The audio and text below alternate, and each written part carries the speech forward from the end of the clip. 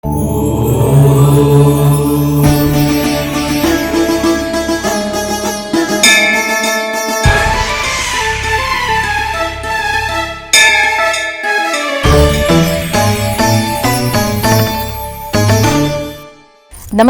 ETV live ఆధ్యాత్మిక channel తీర్థయాత్ర కార్యక్రమానికి స్వాగతం.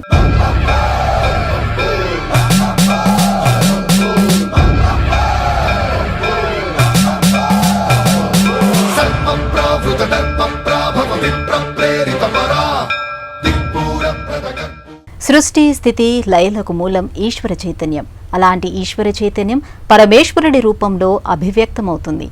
శివలింగ భూమిగా ఖ్యాతిగాంచిన ఈ దివ్య ధాత్రిలో ఆ సేతు హిమాచలం ఎన్నెన్నో శైవధామాలతో వర్ధిల్లుతోంది.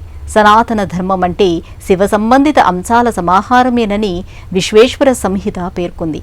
కాలస్వరూపుడైన శంకరుడు వివిధ కాలాలలో వివిధ నామధేయాలతో వర్ధిల్లుతున్నాడు. ఆ పరంపరలో ఋషి ప్రతిష్ఠ లింగాలతో ఆయా ఋషుల నామధేయాలతో సమ్మిళితమై విరాజిల్లుతున్నాడు. ఆ పరంపరలోనిదే కర్ణాటక రాష్ట్రం హసన్ జిల్లాలోని రామనాథపురలో నెలకొన్న ప్రాచీన శైవ సన్నిధానం శ్రీ అగస్తేశ్వర స్వామి ఆలయం. నేటి తీర్థయాత్రలో ఆ ఆలయ విశేషాల్ని తెలియకిద్దాం. శివ శివ శివ శివ శివ శివ ఓరే భవభయ బాదల నడచు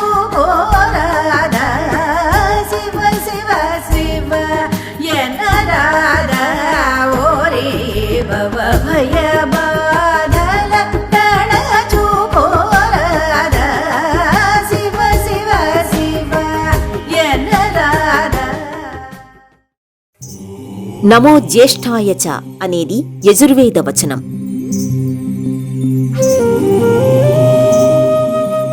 అందరికన్నా సర్వాధికుడైన మహాదేవుడికి నమస్సులు, నమోవాకాలు, నమస్కారాలు అని మంత్రార్థం. సర్వసృష్టిలో ఏకచైతన్యంగా వెలసిల్లే శివస్వరూపుడికి ఎన్నో నామధేయాలున్నాయి. స్వయం వ్యక్తాలు, దైవ ప్రతిష్ఠితాలు, ఋషి ప్రతిష్ఠితాలు, మానుష ప్రతిష్ఠితాలు, ఇలా వివిధ రకాలలో శివలింగ స్వరూపాలు భాసిల్లుతుంటాయి. ఆ నేపథ్యంలోనిదే రామనాథపురంలోని శ్రీ అగస్తేశ్వరాలయం. మహిమాన్వితం ఈ శివ సన్నిధానం ఇహ పర సుఖములను సగే నిలయం. చోళులు, హొయసల రాజుల కాలం నాటి నిర్మాణ వైభవానికి సజీవ సాక్ష్యం రామనాథపుర అగస్తేశ్వరాలయం. కావేరీ నదీ తీరాన ఉన్న ఈ ఆలయం కర్ణాటకలోని ప్రసిద్ధ శైవ క్షేత్రాలలో ఒకటిగా అలరారుతోంది.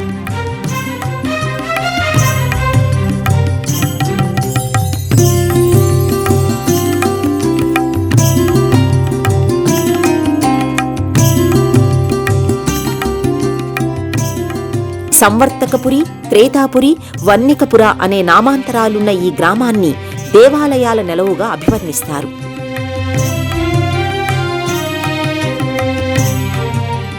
అద్భుతమైన ప్రాకృతిక సౌందర్యానికి ఆలవాలంగా, అపురూప కళా సంపదకు దివ్యధామంగా ఈ క్షేత్రం వర్ధిల్లుతోంది.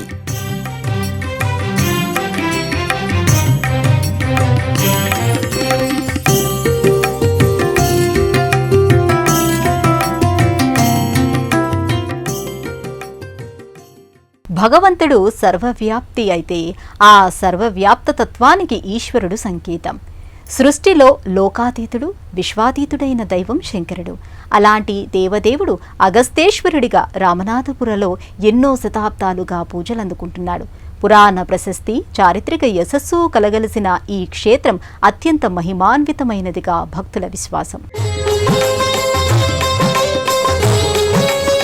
అగస్త్య మహర్షి త్రేతాయుగంలో వింధ్య పర్వతాన్ని దాటి దక్షిణాపథానికి చేరుకున్న సందర్భంలో అనేక ప్రదేశాలలో శివలింగాన్ని ప్రతిష్ఠించాడు. ఆ సంవిధానంలోనిదే రామనాథపుర అగస్తేశ్వరాలయం. అగస్త్యుడు ఇక్కడ ప్రకృతికి, వాతావరణానికి ఎంతో ముగ్ధుడై ఈ ప్రదేశంలో తపస్సు చేసుకోవడానికి సంకల్పించాడు. ప్రతినిత్యం శివారాధన కోసం శివలింగాన్ని స్వయంగా తయారు చేసి పావన కావేరీ నదీ తీరాన మంత్రయుక్తంగా ప్రతిష్ఠాపన చేశాడు.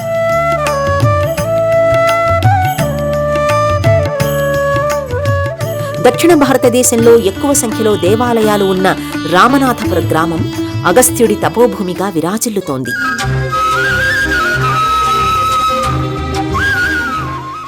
ఆలయ ప్రాకారాలు, గోపురాలు, ముఖమంటపాలు, శిల్పాలు ఈ శైవక్షేత్రంలో అపురూపమైన రీతిలో ప్రకటితమవుతాయి.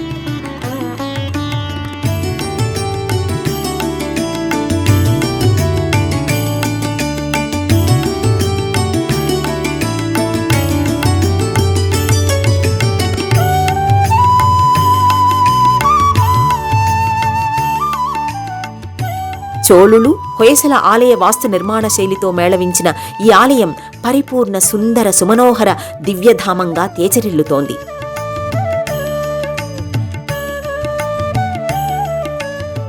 టౌన్ ఆఫ్ టెంపుల్స్గా ఈ క్షేత్ర వైభవం పలు గ్రంథాలలో వర్ణితమయ్యింది. పంచశిఖర పంచ అంతస్తులతో మహారాజ గోపురం ధీర గంభీరంగా ప్రకటితమవుతుంది.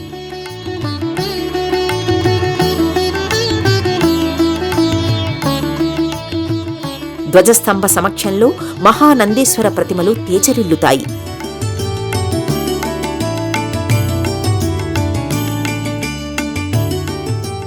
ప్రధాన ఆలయం చుట్టూ చతురస్రాకారంలో ప్రాకార మంటపం ఈ ఆలయానికి ప్రత్యేక ఆకర్షణ.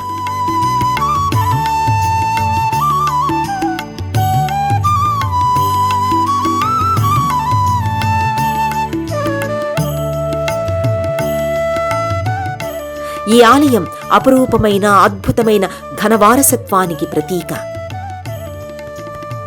ఎన్నో శతాబ్దాల నాటి సంగీత, సాహిత్య, నాట్యకళా వైభవానికి ఈ ఆలయ ప్రాకారంలో ఉన్న కట్టడాలపై శిల్పాలు ప్రత్యక్ష దర్పణంగా తేజరిల్లుతున్నాయి.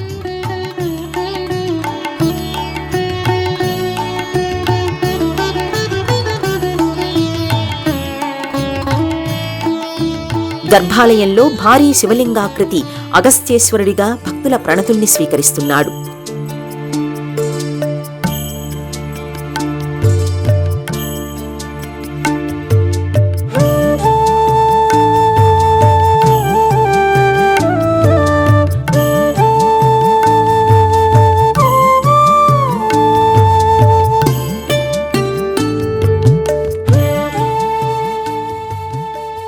ఈ అగస్త్యేశ్వర మహాలింగాకృతిని చతుర్యుగమూర్తిగా భక్తులు వ్యవహరిస్తారు.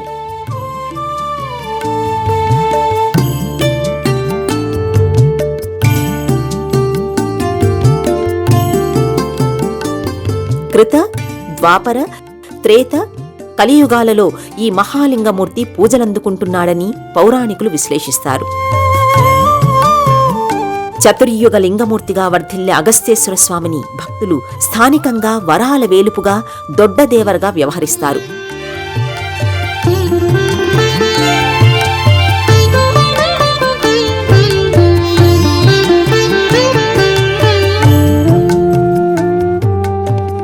పిలిచిన పలికే శివప్పగా కొలుస్తారు.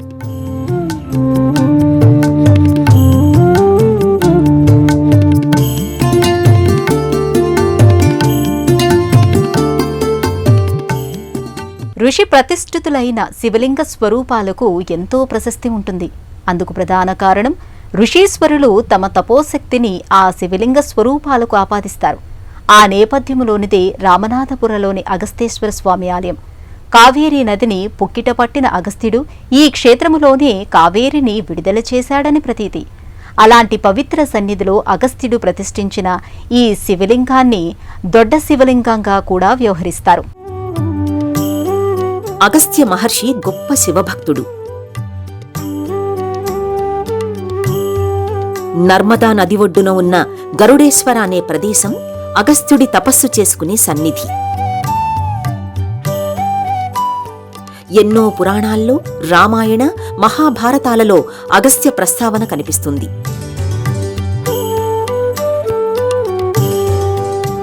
సూర్యుడి గమనాన్ని అడ్డుకుంటూ అంతకంతకు ఎదుగుతోన్న వింధ్యపర్వతం లోకకంటకంగా పరిణమించింది. ఆ సందర్భంలో దేవతలందరూ కలిసి అగస్త్యమునిని ప్రార్థించారు.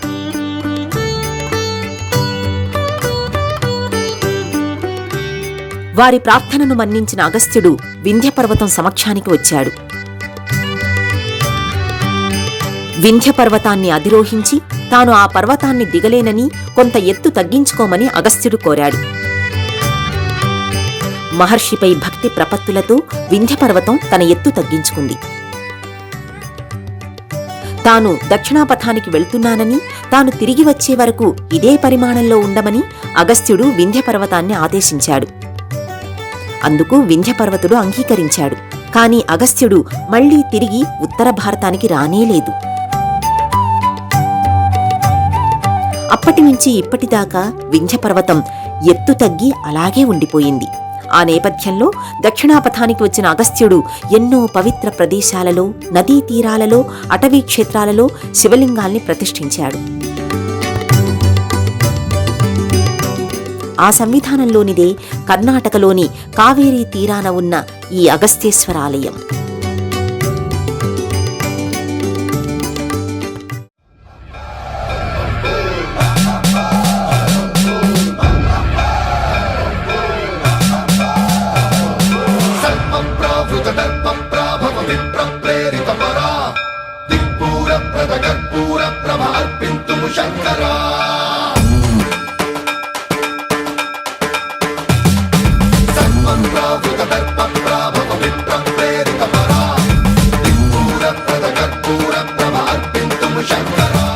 పురాణాల ప్రకారం ఈ రామనాథపుర అగస్తేశ్వర స్వామి ఆలయానికి ఎంతో ప్రత్యేకత ఉంది. భృగు మహర్షి వల్ల శాపాన్ని పొందిన వహ్ని అంటే అగ్నిదేవుడు ఇక్కడ కావేరీ నది మధ్యలో తపస్సు చేశాడని ప్రతీతి. అలాగే విశ్వామిత్ర మహర్షి ప్రార్థన మేరకు కపిలగోవు కావేరీ తీరంలో నిరంతరం క్షీరధారల్ని కురిపించిందని పురాణోక్తి. అలాగే ఈ కావేరీ తీరంలో ఉన్న అగస్త్యేశుడు సన్నిధిలో ఒకసారి గాయత్రి మంత్రం జపిస్తే 1000 సార్లు జపించిన ఫలితం సాధకులకు చేకూరుతుందని అగస్త్యుడు వరమిచ్చాడని ప్రతీతి.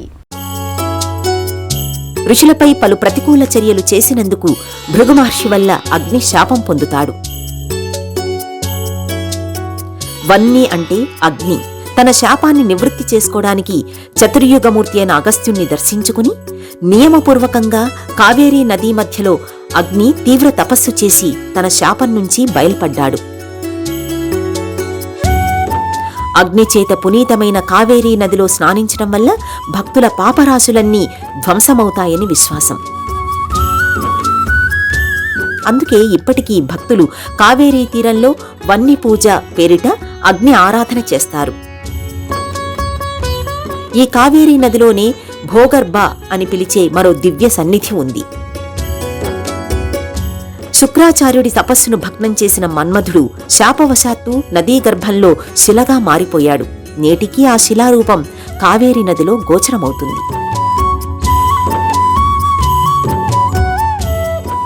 నక్షత్రం లోపల వజ్రం వలె ఈ ఆలయం గంభీరమైన నక్షత్రాకారపు వేదికపై ధీరయుక్తంగా గోచరమవుతుంది.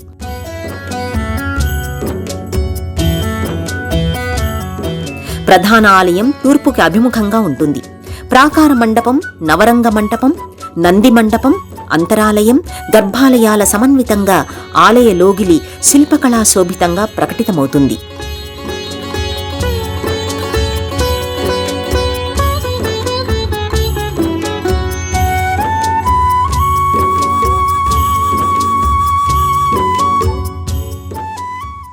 కర్ణాటక రామనాథపురంలోని అగస్తేశ్వర స్వామి ఆలయంలో అనేక ఉపాలయాలున్నాయి. పట్టాభిరామస్వామి, లక్ష్మీ నరసింహస్వామి, రామేశ్వరాలయం, వ్యాసాంజనేయ స్వామి ప్రధానమైనవి. అగస్తేశ్వర స్వామి ఆలయానికి అనుబంధంగా ఉన్న ఈ ఉపాలయాలకు సైతం ఎంతో పురాణ చారిత్రక నేపథ్యం ఉంది. ద్రావిడ శైలికి అచ్చమైన ప్రతిరూపాలుగా రామనాథపుర నిర్మాణాలు శోభిల్లుతున్నాయి. ఆ నేపథ్యంలోనిదే పట్టాభిరామ దేవాలయం. అందమైన రాజగోపురాలతో కూడిన ఈ నిర్మాణం అద్భుతమైన కట్టడం.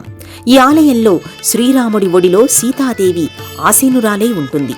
లక్ష్మణ, భరత, శత్రుఘ్నులు సీతారాములకు చామర సేవ చేస్తూ వెనుక నిలబడి ఉన్న రీతిలో శిల్పాకృతులు గోచరమవుతుంటాయి. హనుమ విగ్రహం సీతారాములకు కుడివైపున నెలకొని ఉంటుంది. రాముడి ఒడిలో కూర్చున్న సీత ఉన్న 3 ఆలయాలలో ఇది ఒకటి.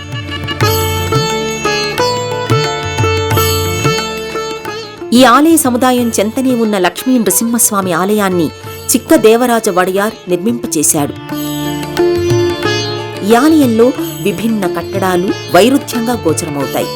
ఆదిశంకరాచార్యులు, రామానుజాచార్యులతో పాటు ఎంతో మంది పీఠాధిపతులు ఈ ఆలయాల్ని దర్శించి నృసింహ మంత్రోపాసన చేశారని ప్రతీతి. సొసలే మఠానికి చెందిన వ్యాసరాయస్వామి కావేరీ నది ఒడ్డున వ్యాసాంజనేయ స్వామిని ప్రతిష్ఠింపచేశారు. ఈ ఆలయం 6 శతాబ్దాల క్రితం నిర్మితమైనట్టుగా చారిత్రక ఆధారాలు ఉన్నాయి. ఆలయంలో 6 అడుగుల ఎత్తైన ఆంజనేయస్వామి విగ్రహాకృతి దర్శనమిస్తుంది.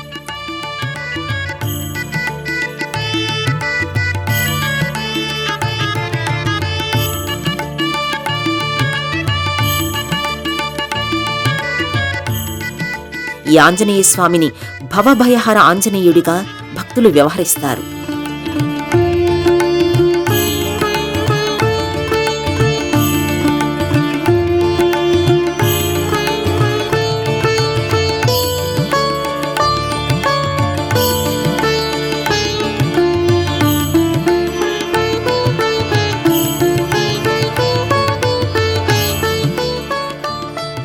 రామనాథపుర అగస్తేశ్వరాలయం నక్షత్రాకార పీఠంపై నెలకొని ఉంటుంది. హొయసల రాజులు నిర్మించిన ఆలయాలన్నీ నక్షత్రరూప పీఠంపైనే ఉండటం విశేషం. నక్షత్రాకార వేదికకు దానిపై నిర్మించే ఆలయానికి ప్రత్యేక బాంధవ్యం ఉంటుంది. తీర్చిదిద్దిన ప్రణాళికతో, శిల్పకళా మేళవింపుతో, రాతి పలకల అమరికతో ఈ ఆలయం నిరుపమాన శిల్పకళకు ప్రతీకగా దర్శనమిస్తోంది.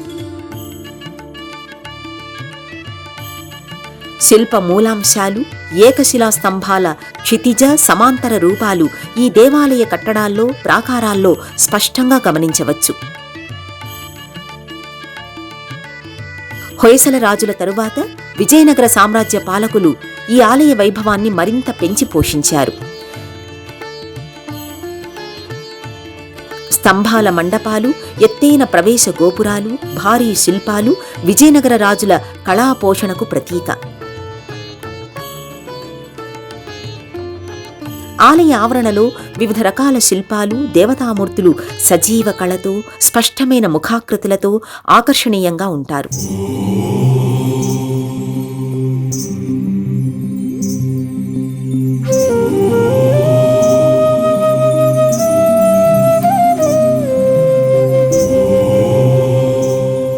నల్లరాతితో రూపుదిద్దిన ఈ శిల్పాకృతులలో వైవిధ్యం గోచరమవుతోంది. వివిధ రాజుల పాలనా కాలంలో అనేక మంది శిల్పుల ఊహా వైరుధ్యాలకు ఈ శిల్పాకృతులు ప్రతీకలు.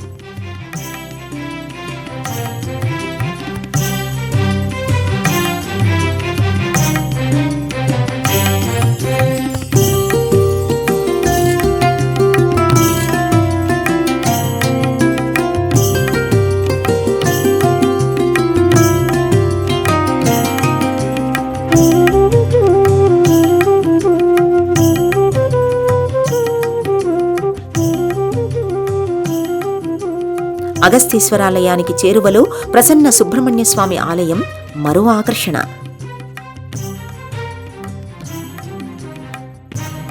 సాలగ్రామ శిలారూపంలోని సుబ్రహ్మణ్య స్వామి విగ్రహాకృతి సజీవ కళతో, దివ్య మూర్తిమత్వంతో భాసిస్తుంది.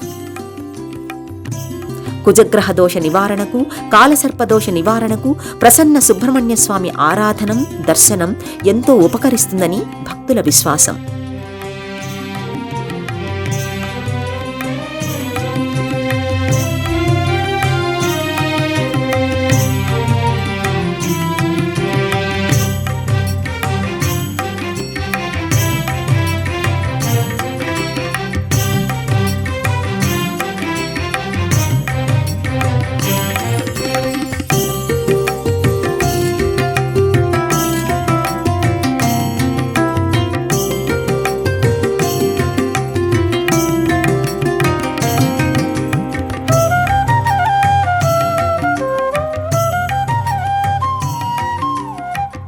రామనాథపురలోని అగస్త్యేశ్వర దర్శనం సకల శుభప్రదం సన్మంగళకారకం.